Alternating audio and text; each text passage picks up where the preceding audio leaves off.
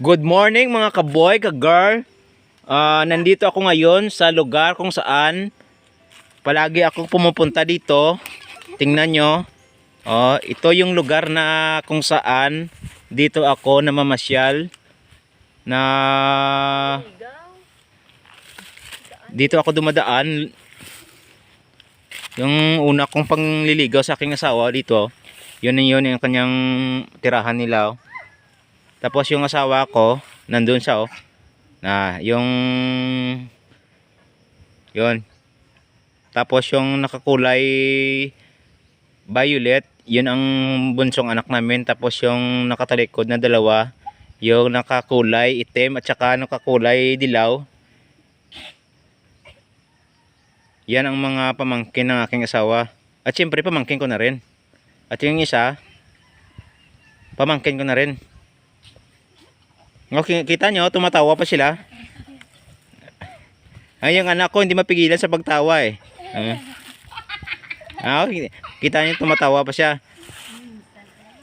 Tapos dito, dito ako pumupunta, namamasyal ako. Nandito. Hindi pa ito yung itong daanan, hindi pa ito masyadong masikip ngayon. Wala na kasi sila dito sa lugar na ito. Pupuntahan natin, isi-share ko sa inyo yung experience ko bago naging kami ng aking asawa.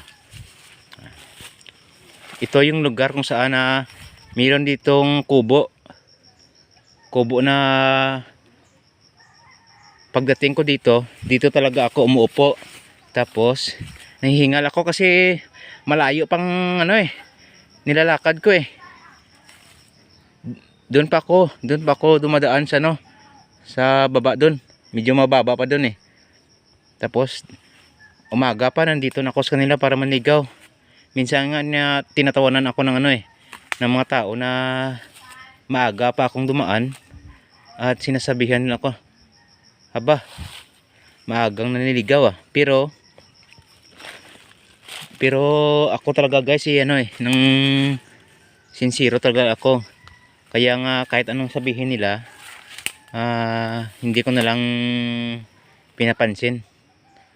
Tapos ito yung lugar kung saan nandito yung bahay nila ni tatay at nanay.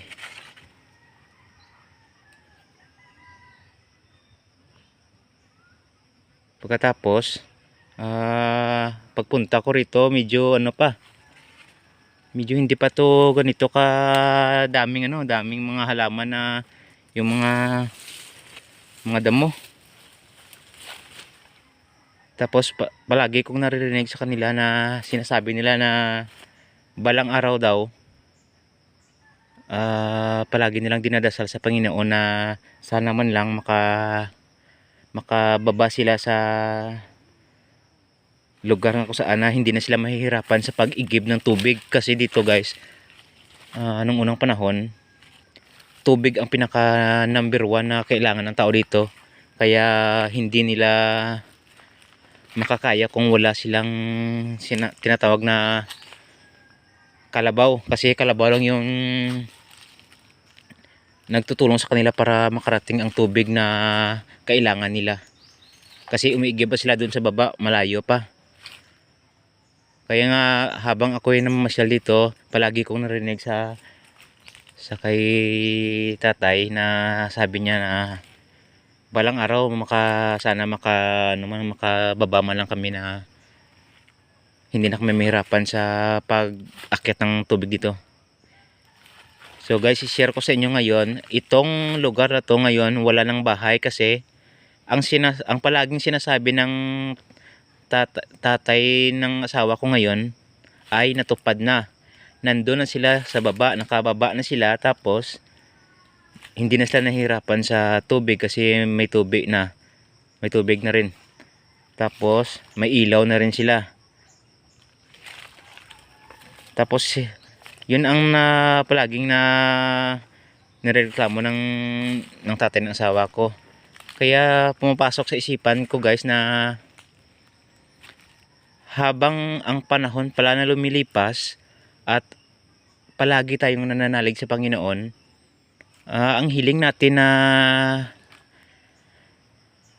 mga bagay or material man yan, or mga bagay na gusto natin talagang matutupad, hindi man sa ngayon, matutupad basta't palagi tayong manananalig sa Panginoon. Kaya tayo, hindi tayo mawala ng pananalig sa Panginoon araw-araw.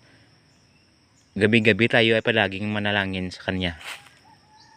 Dito ko guys na realize na talagang hindi pala imposible sa Panginoon ang ating hinihiling sa Kanya.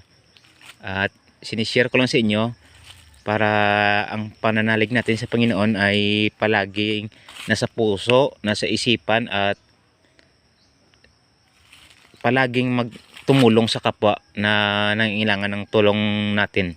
Kasi si God, tinutulungan niya tayo para maabot ang ating pangarap sa buhay.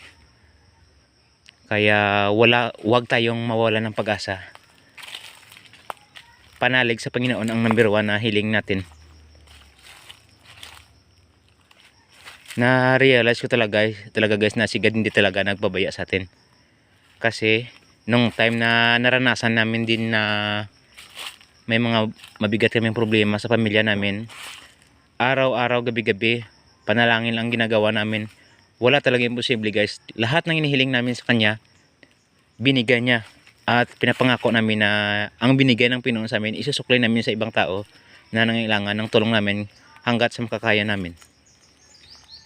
Kaya guys, sinishare ko sa inyo to para ang pakay ko lang na ang pananalig natin sa Panginoon talagang dapat totoo at nasa puso at isipan natin. Magandang umaga sa inyo at maraming salamat. Share ko ang aking naranasan habang ako ay nanliligaw dati dito sa lugar na kung saan ang aking asawa ay naninirahan dito. Maraming salamat guys. Keep safe everyone at palaging manalangin sa Panginoon araw-araw. Thank you. God bless.